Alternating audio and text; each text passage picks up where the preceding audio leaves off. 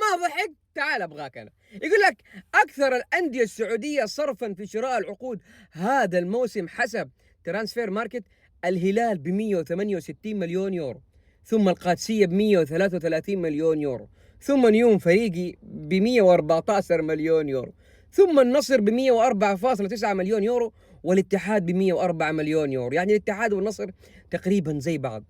الاهلي ما هو في الخريطه. ولا الهلال الثالث عالميا في صفقات حق الميركاتو الشتوي في يناير، الثالث عالميا بعد السيتي وكريستيان بالاس. يعني تخيل انه في أسوأ موسم للهلال والتآمر على الهلال، ومستغرب دوري رونالدو موجه وانه الصفقات طلع زي الاتحاد.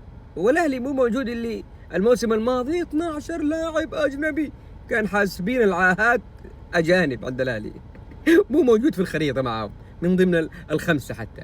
فيا عزيزي المتابع، انت شو رايك؟ انا ما صلاح، انا ويك انني فوق الثلاجه اترقى، بديني رايك وقلناها ونعيد الوضع يا حلولي.